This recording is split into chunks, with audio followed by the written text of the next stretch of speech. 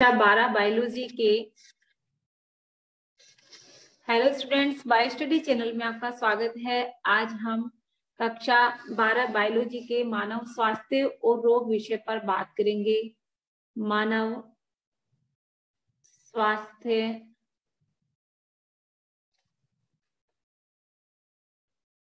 और रोग विषय पर हम आज के इस वीडियो में आपको बताएंगे कुछ विशेष रोगों के बारे में, बैक्टीरियल डिजीज के बारे में। वीडियो शुरू करने के साथ सबसे पहले हम बात करेंगे कि स्वास्थ्य का मीनिंग क्या होता है। बेटा, स्वास्थ्य का मतलब होता है व्यक्ति के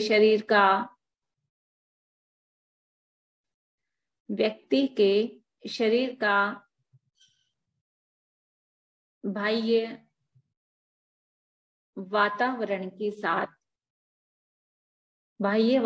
के साथ उचित संतुलन, ये होता है स्वास्थ्य। उचित संतुलन, इसे हम स्वास्थ्य कहेंगे, जिसमें व्यक्ति सही रूप से कार्य कर सके। अगर व्यक्ति की कार्य क्षमता प्रभावित नहीं होती है किसी प्रकार, तो वह व्यक्ति कहलाता है स्वस्थ। वह व्यक्ति कहलाता है स्वस्थ, जिसमें व्यक्ति की कार्य क्षमता बाधित न हो। कार्य क्षमता बाधित न हो। अगर कार्य क्षमता बाधित नहीं होती है तो वह व्यक्ति स्वस्थ कहलाता है। स्वास्थ्य पर किन किन बातों का प्रभाव पड़ता है?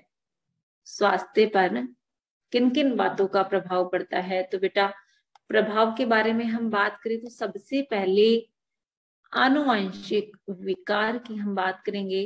आनुवंशिक विकार, आनुवंशिक विकार क्या होते हैं, कैसे प्रभाव पड़ता है स्वास्थ्य पर? आनुवंशिक विकार वे विकार होते हैं जो कि माता पिता से संतति में संचरित होते हैं। माता पिता से बच्चों में आते हैं, अपूर्णताएं होती है ये, जो कि बच्चा माता पिता से ग्रहण करता है। बच्चा माता पिता से ग्रहण करता है, ऐसी अपूर्णताएं होती है, बच्चे में माता पिता से आती है, तो यह आनुवंशिक विकार कहलाते हैं। बच्चा जन्म के साथ ग्रहण करता है।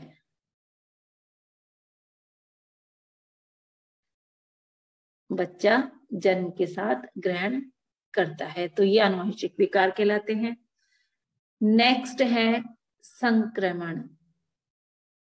संक्रमण क्या चीज होती है? संक्रमण क्या होता है? तो बेटा, संक्रमण होता है कि रोगाणु के द्वारा, कोई भी जीवाणु, कीटाणु, विषाणु हो सकता है, रोगाणु के द्वारा जो शरीर में इन्फेक्शन होता है, यानी रोगाणु शरीर में प्रवेश कर जाते हैं तो जो इन्फेक्शन फैलता है, जो संक्रमण होता है, इस रोगाणु के शरीर में अपनी संख्या में वृद्धि करने से ये कहलाता है संक्रमण। तीसरा है हमारा लाइफस्टाइल या जीवन शैली। यदि हमारी जीवन शैली यानी हमारी दिनचर्या, हमारी बैठ उठ, हमारा खान पान, हमारा रहन सहन, हमारी रहने की जो लाइफस्टाइल है, हमारा तरीका है, अगर हमारा सही नहीं है लाइफस्टाइल, हमारा खान पान, रहन सहन, तो इससे रोग ग्रसित हो जाता है व्यक्ति। तो ये जो है रोग शरीर को प्रभावित करते हैं, विभिन्न प्रकार के रोग उत्पन्न करते हैं। अब बात करते हैं हम सामान्य रोगों की। रोग क्या चीज होती है? रोग होता है शरीर की सामान्य कार्यों में बाधा पहुंचाने की स्थिति, यानी व्यक्ति के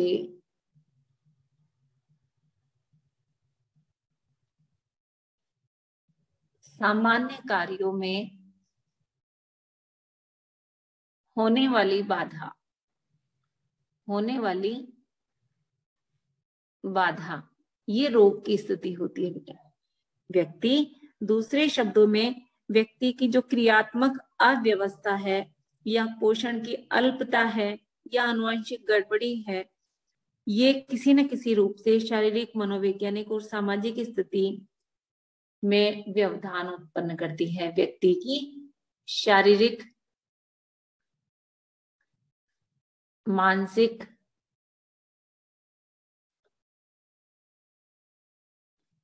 सामाजिक या मनोवैज्ञानिक, इन सभी स्थितियों में यदि व्यवधान उत्पन्न होता है, यदि व्यवधान उत्पन्न होता है तो ये स्थिति कहलाती है रोग की स्थिति।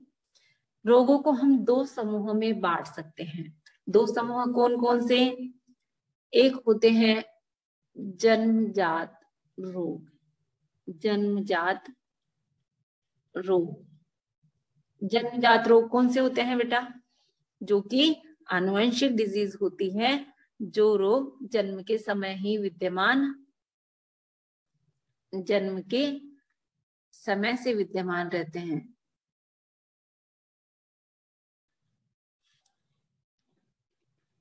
जन्म के समय से ही विद्यमान रहते हैं, यानी माता पिता से संतति में आते हैं तो इनको आनुवंशिक रोग कहते हैं।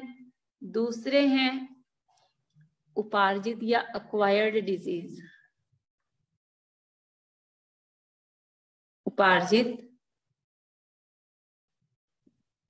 उपार्जित रोग। देखिए, उपार्जित रोग कौन से होते हैं? ये होते हैं संक्रामक और असंक्रामक। संक्रामक और असंक्रामक।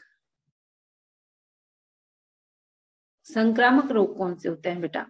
ध्यान से सुनिए। संक्रामक रोग वे रोग होते हैं जो कि प्रोटोजोआ, विषाणु, कृमि या जीवाणु के द्वारा हो सकते हैं।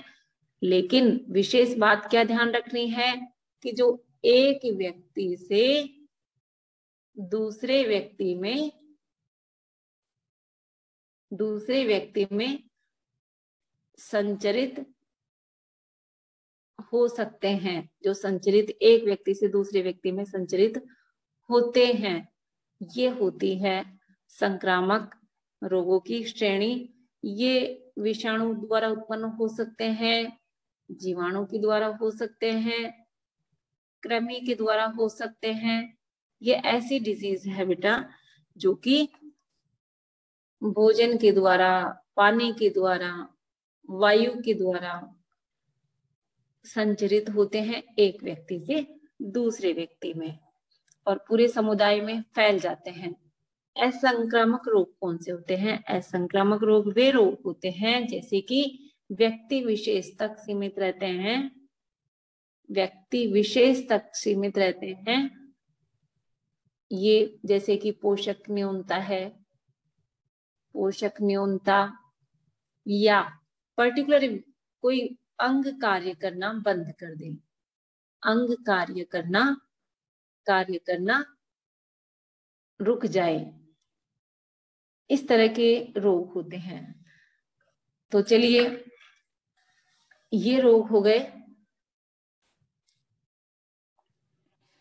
संक्रामक और असंक्रामक रोग। अब हम बात करते हैं कुछ सामान्य रोगों की, जिनमें सबसे पहले हम लेंगे टाइफाइड। सबसे पहले हम लेंगे टाइफाइड डिजीज। ये टाइफाइड जो डिजीज होती है बैक्टीरियल डिजीज है बेटा। ये जीवाणु के द्वारा होने वाली डिजीज है। इसका पैथोजन साल्मोनेला टाइफी होता है। साल्मोनेला टाइफी नाम याद कर लेना, हमेशा आता है बोर्ड में, साल्मोनेला टाइफी। इसका संचरण किस प्रकार होता है रोग का, यानी ये रोग कैसे फैलता है? इस रोग का फैलने का कारण है बेटा भोजन और पानी के द्वारा, भोजन और पानी के द्वारा, यदि ये संदूषित है, ये संदूषित होंगे तो ये रोग एक व्यक्ति से दूसरे व्यक्ति में भोजन और पानी संदूषित प्रकार का यदि ग्रहण कर लिया जाता है तो ये फैलता है। इसका एक मामला सामने आया था मैरी मेलोन का। एक लेडी थी मैरी मेलोन, जो कि टाइफाइड की रोग वाहक बनी थी। ये रोग वाहक थी बेटा। ये क्या है, रसोइया थी, काफी टाइम तक रसोई में वर्क करती थी और इस रोग के लक्षण इसमें थे और ये काफी लंबे समय तक ये टाइफाइड रोग को फैलाती रही थी। इसीलिए इसका नाम जो है काफी फेमस रहा टाइफाइड रोग को फैलाने में। अब इस रोग के लक्षणों की बात करें तो लक्षण टाइफाइड में कौन कौन से लक्षण होते हैं? इसमें बेटा उच्च ज्वर होता है, उच्च ज्वर यानी बुखार आता है, फीवर होता है, कमजोरी होती है और आमाशय में पीड़ा होती है, आमाशय में पीड़ा होती है, साथ में सिर दर्द, भूख न लगना और कई बार गंभीर मामलों में आंत्र में छेद भी हो जाता है। तो इस तरह से इसके लक्षण हैं। अब इससे बचाव के उपाय में हम बात करें, इसके लिए जो टेस्ट निर्धारित है, मोस्टली जो टेस्ट कराया जाता है वो टेस्ट है विडाल टेस्ट। टाइफाइड का विडाल टेस्ट किया जाता है। रोकथाम और बचाव के उपाय, रोकथाम और बचाव के उपाय में आपको ध्यान रखना है एंटीबायोटिक्स का उपयोग, साथ में टीकाकरण, भोजन और पेय पदार्थों को जैसे कि ढककर रखा जाए। भोजन और पेय पदार्थों, भोजन और पेय पदार्थों को सुरक्षित रखा जाना चाहिए। चलिए, एंटीबायोटिक्स का इस्तेमाल प्रतिजैविक या एंटीबायोटिक्स का इस्तेमाल किया जाना चाहिए। उचित स्वच्छता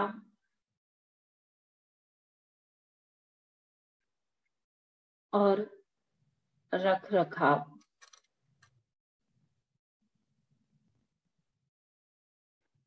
ये हुआ टाइफाइड डिजीज संबंधी। नेक्स्ट डिजीज हम लेते हैं निमोनिया। अगली डिजीज है निमोनिया। देखिए, निमोनिया जो रोग है इसका रोग कारक है स्ट्रेप्टोकोकस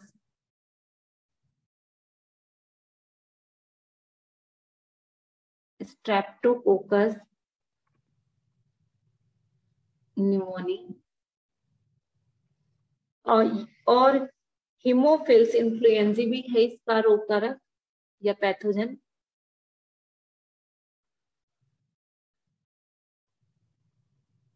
हीमोफिल्स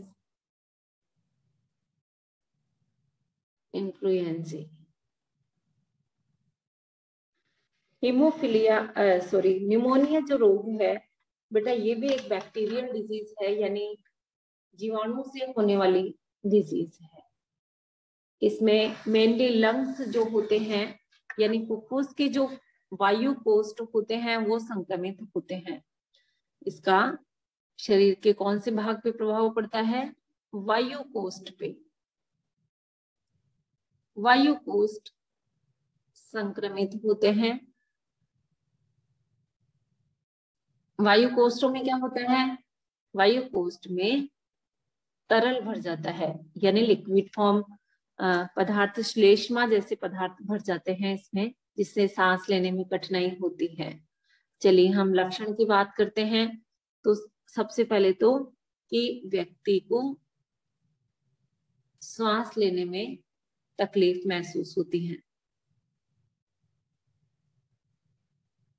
श्वास लेने में तकलीफ महसूस होती है, साथ में ज्वर भी आता है,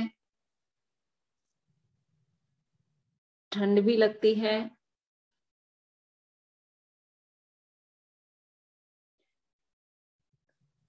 सिर दर्द भी रहता है। इसी तरह से गंभीर मामलों में जो नाखून होते हैं, अंगुलियों के नाखून होते हैं, ये नीले पड़ने लगते हैं। नाखूनों का जो कलर है वो नीला होने लगता है। अब ये जो संक्रमण है ये कैसे फैलता है बेटा? इस संक्रमण के लिए भी यही बात कही गई है कि जैसे खांसी होती है, व्यक्ति की खांसी चलती है या छींक आती है, तो इसके जो ड्रॉपलेट्स हैं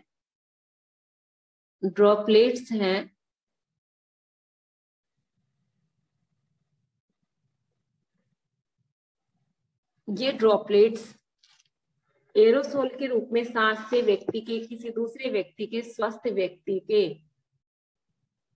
अंदर चले जाते हैं, तो ये व्यक्ति रोग ग्रसित हो जाता है। इसलिए सावधानी और स्वच्छता बहुत जरूरी है। इसमें व्यक्ति के द्वारा इस्तेमाल किए गए पदार्थों का इस्तेमाल कभी नहीं करना चाहिए। यदि रोग ग्रसित व्यक्ति है तो रोकथाम कैसे होगी इसकी? कि जो रोगी होता है इसके लिए हुए सामान या यूज किए हुए सामानों का कभी भी इस्तेमाल नहीं करना चाहिए और स्वच्छता रखनी चाहिए। इसके बाद नेक्स्ट हम डिजीज लेते हैं डिप्थीरिया। अगली डिजीज है डिप्थीरिया। डिप्थीरिया जो डिजीज होती है कॉर्निबैक्टीरियम डिप्थेरी के द्वारा, ये भी बैक्टीरियल डिजीज है बेटा, ध्यान रखिए, जीवाणु के द्वारा होती है। कौन सा जीवाणु?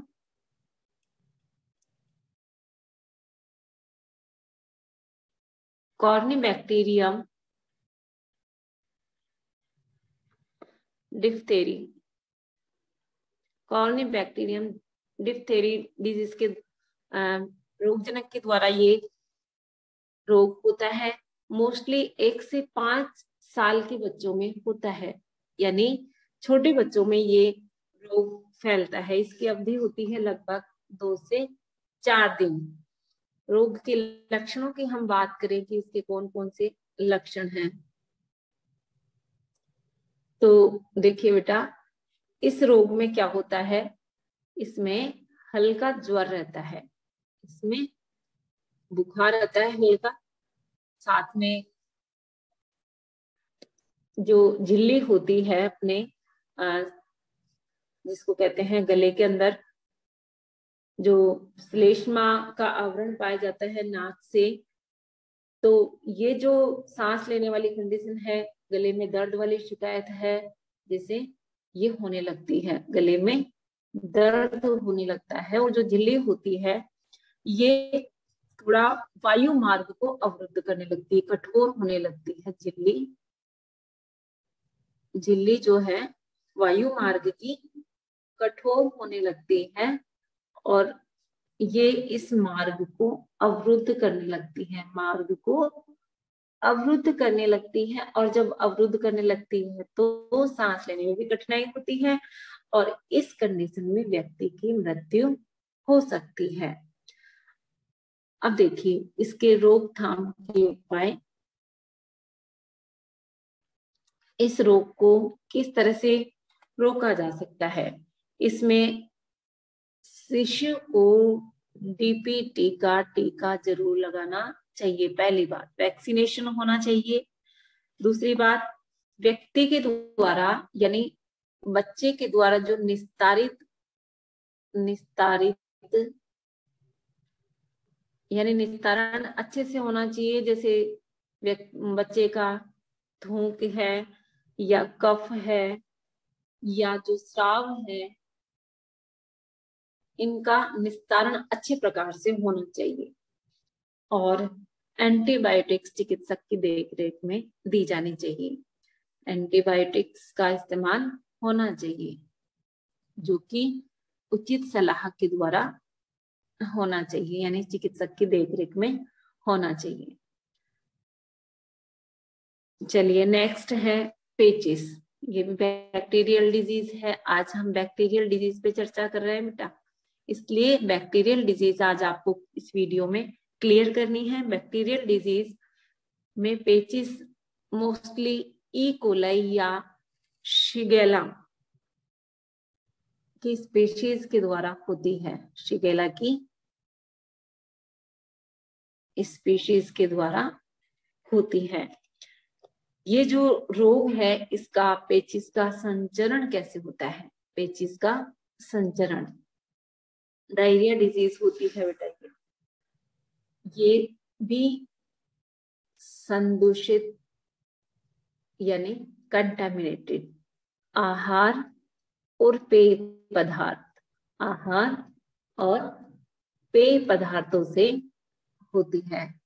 यानी बिना ढका हुआ भोजन आप कर लेते हो या काफी लंबे टाइम तक भोजन आपका सड़ जाता है पड़े पड़े, तो उसको अगर आप काम में लेते हो तो ये डिजीज हो सकती है।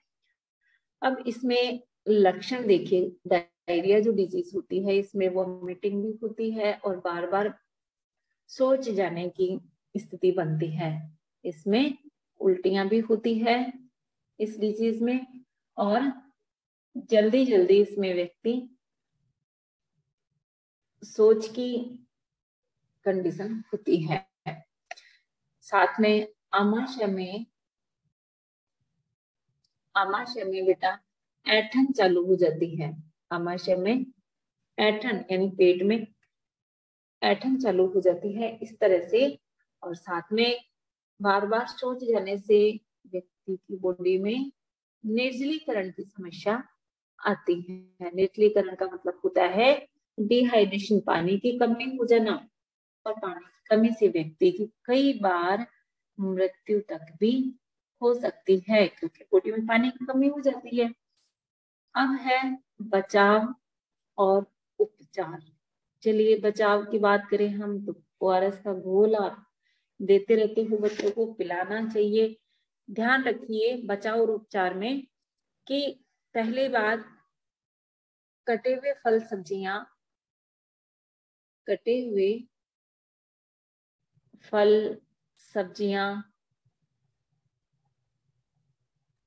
इस्तेमाल करने से बचे। यानी लंबे समय से अगर काट के रखा हुआ है तो इन फलों को ये खाने योग्य नहीं रहते हैं, इनका सेवन नहीं करना चाहिए। दूसरी बात, अगर आपका भोजन ढका हुआ नहीं है, भोजन के ऊपर मक्खियां बैठ रही है, भोजन को ढक करके रखना चाहिए। अगर ढका हुआ नहीं है तो वो कंटेमिनेटेड भोजन माना जाएगा, वो नुकसान पहुंचाएगा। और दूसरी बात, यहाँ पर जो ORS का घोल है यानी डिहाइड्रेशन को रोकने के लिए ऐसे साल्ट या पानी में घोलकर बच्चे को दिए जाने चाहिए जिससे कि डिहाइड्रेशन या निर्जलीकरण की कंडीशन ना आवे और बच्चा इस चीज से, निर्जलीकरण से बचे। नेक्स्ट हम बात करेंगे अगली डिजीज, प्लेग। प्लेग जो डिजीज होती है, जैसा कि नाम से ही पता चलता है कि चूहों से होने वाली बीमारी होती है। इसका रोग कारक है येरसीनिया पेस्टिस। येरसीनिया इसका रोगजनक है, येरसीनिया पेस्टिस। याद रख लेना बेटा, ये येरसीनिया पेस्टिस ये भी क्या है? ये भी जीवाणु होता है। चलिए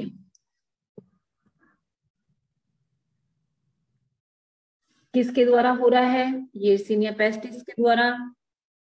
इसके वाहक कौन है? जैसा कि नाम आते ही प्लेग का चूहे का नाम आता है तो बेटा चूहा ही इसका वाहक होता है। चूहा और पिस्सू होते हैं इसके वाहक। इसके लक्षण कौन से हैं प्लेग रोग के?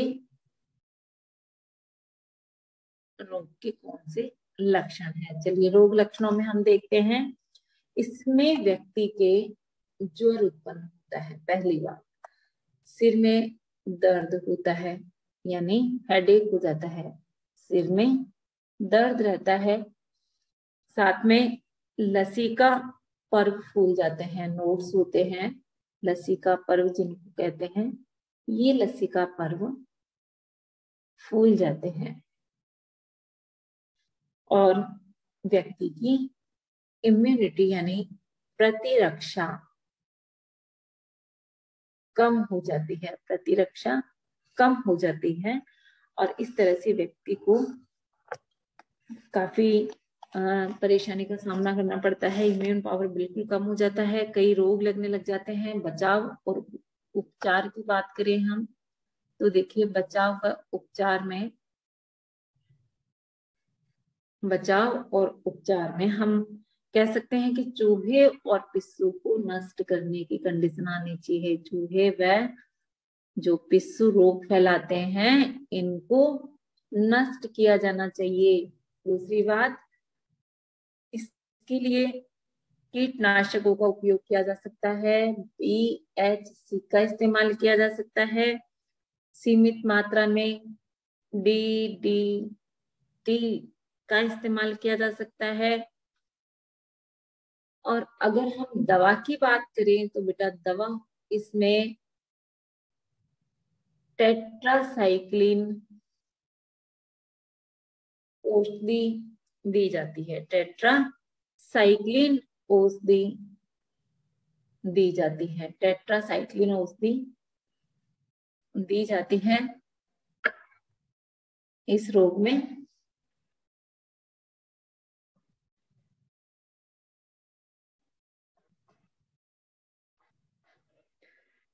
एक सप्ताह से पूर्व वैक्सीन लगवा सकते हैं। प्लेग की संभावना के एक सप्ताह पूर्व वैक्सीन लगवाना चाहिए और 2 खुराक इसको दी जानी चाहिए। इस तरह से प्लेग रोग से बचा जा सकता है। नेक्स्ट हम विषाणु से संबंधित रोग है कॉमन कोल्ड, जिसको सामान्य जुकाम कहते हैं, इस पर भी विचार करेंगे। तो देखिए कॉमन कोल्ड जो है, सामान्य जुकाम जिसको हम कहते हैं, ये कॉमन कोल्ड राइनो वायरस, इसका जो रोग कारक है, वायरस का समूह है राइनो वायरस, इनके द्वारा ये फैलता है, सामान्य जुकाम कहलाता है। और सबसे ज्यादा बेटा ये संक्रामक होता है। संक्रामक यानी एक व्यक्ति से दूसरे व्यक्ति में तुरंत संचरित होता है, क्योंकि इसका जो संक्रमण है यानी संचरण किस तरह से होता है, इसमें व्यक्ति को खांसी आती है, और खांसी आती तो क्या ड्रॉपलेट्स निकलते हैं, यानी बूंदक निकलते हैं, ड्रॉपलेट्स खांसने से, छींकने से। और ये बूंदक यदि स्वस्थ व्यक्ति के शरीर में चले जाते हैं, स्वस्थ व्यक्ति के शरीर में जाते हैं, तो व्यक्ति रोगग्रसित हो जाता है। यदि स्वस्थ व्यक्ति के शरीर में जब व्यक्ति खांसता है या छींकता है, तो इसके द्वारा आसपास का जो वातावरण है जिसमें ये व्यक्ति जिन चीजों को यूज कर रहा है, जैसे कि बुक्स है, जैसे कि आपके कीबोर्ड है ना, और आपके जैसे दरवाजे के हत्थे हैं, तो जो भी इसके संपर्क की वस्तुएं हैं, वहां पर ये संक्रमण को फैला देता है। और ये जब संक्रमण को फैला देता है तो ये स्वस्थ व्यक्ति के शरीर में चले जाते हैं और व्यक्ति रोगग्रसित हो जाता है। चलिए बात करते हैं रोग के लक्षण की, कि इसके कौन कौन से लक्षण है जुकाम के। बेटा जुकाम के लक्षण है जिसमें कि सांस में तकलीफ है या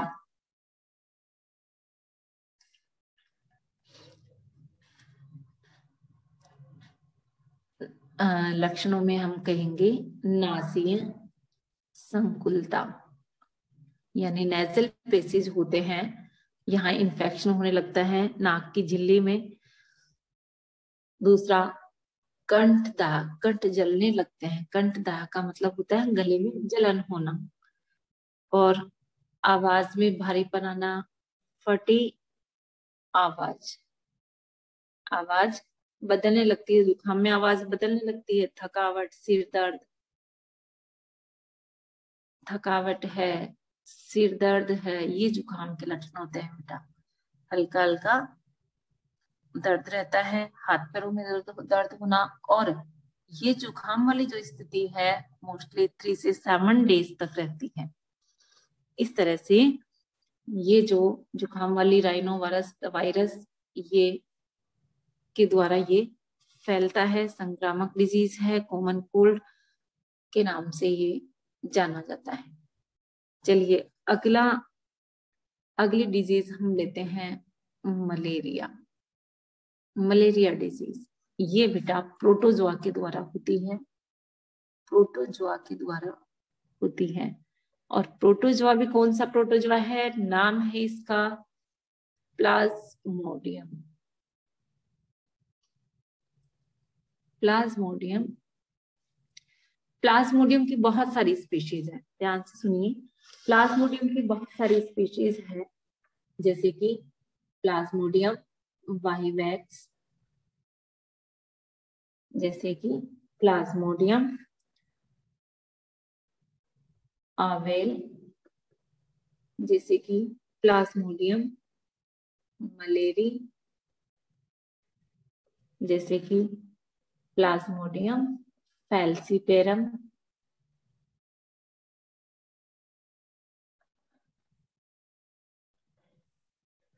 इस तरह से बहुत सारी डिजीज है। ये है गंभीर बीमारी फैलाता है फैल्सीपेरम।